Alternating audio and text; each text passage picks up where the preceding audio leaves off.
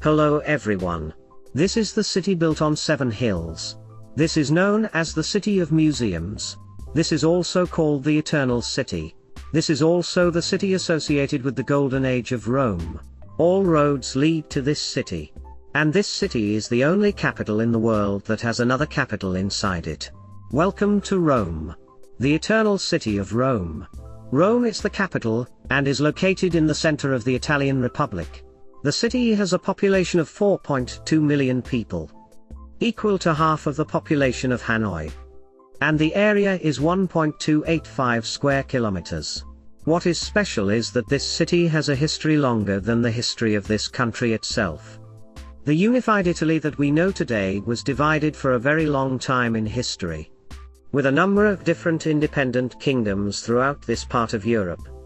It was not until 1861 that the Kingdom of Italy was founded, which laid the foundation for modern Italy. Rome is therefore 2.614 years older than Italy, as it was founded in 753 BC. Did you know that the Romans used concrete to build their city over 2.200 years ago? And it was made from volcanic dust mixed with lime, rock fragments and seawater. The concrete used by the Romans was better than today's concrete, and lasted 40 times longer, at least 2.000 years compared to 50 years. There are over 900 churches in Rome, most of them Catholic churches. The ancient city of Rome is now deep underground.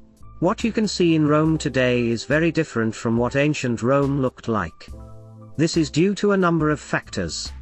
First, architects often tore down the roofs of existing buildings, filled them with dirt, and built new ones on top of the old ones.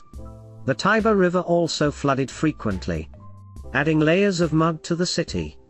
Over the next 2.000 years, the level of Rome rose significantly, and the original city of Rome is now deep underground. Only 10% of ancient Rome has been excavated. Excavating ruins is very expensive, and maintaining ancient ruins is also very expensive. These are two of the main reasons why so much of ancient Rome has not been excavated. And if you start building in Rome, you will definitely find ruins underground. Rome was the first city of 1 million people in the world.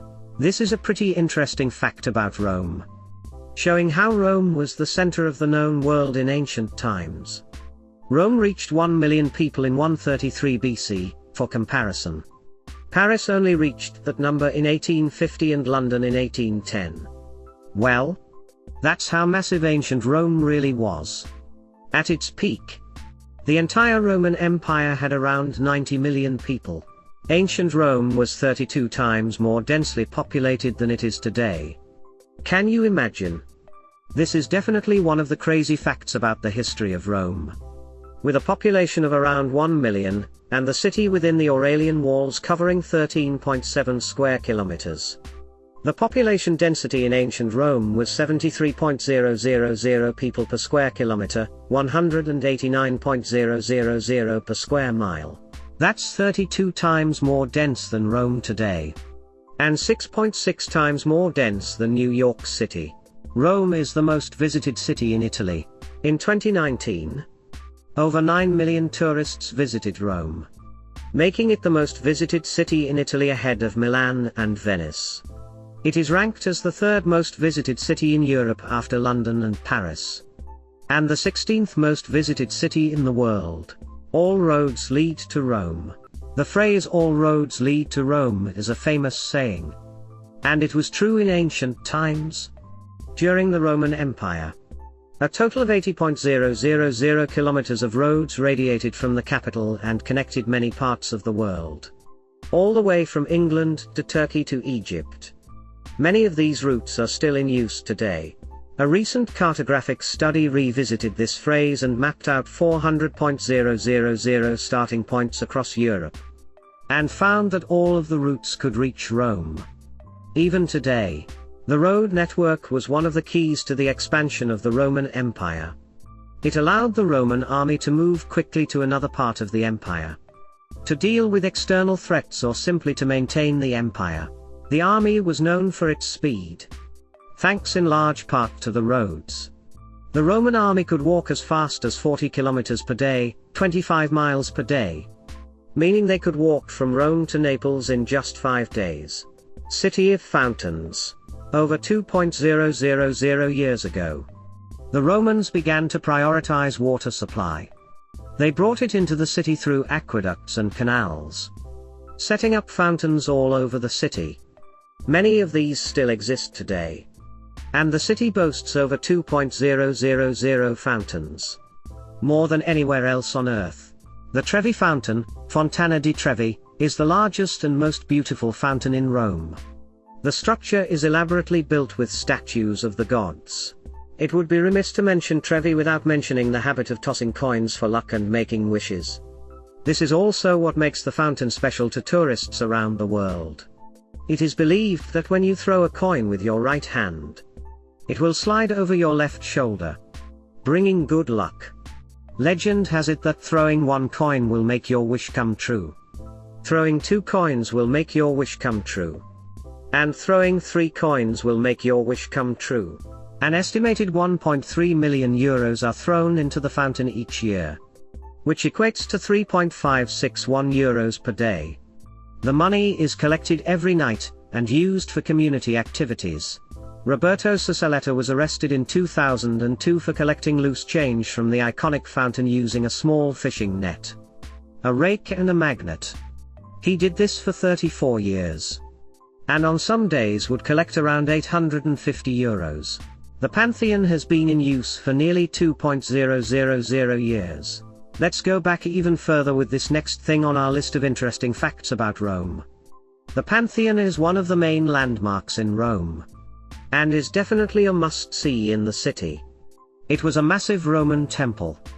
Built in 125 AD by Consul Marcus Agrippa during the reign of Emperor Augustus. The original building was destroyed in a great fire in 80 AD. And rebuilt later by Emperor Adrian. Today, the Pantheon is a Catholic church and is still in use. 2,000 years later, the Colosseum. It was a large amphitheater, built by the Romans in 80 AD. The Colosseum could hold between 50,000 and 80,000 spectators. Which is quite impressive for something that was literally built 2,000 years ago. The combatants were often slaves. And they fought each other in huge battles for the entertainment of the crowds.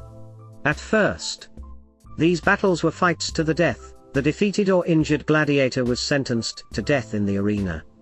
In later years, this rule changed. When the Colosseum first opened in 80 AD, it hosted a naval battle.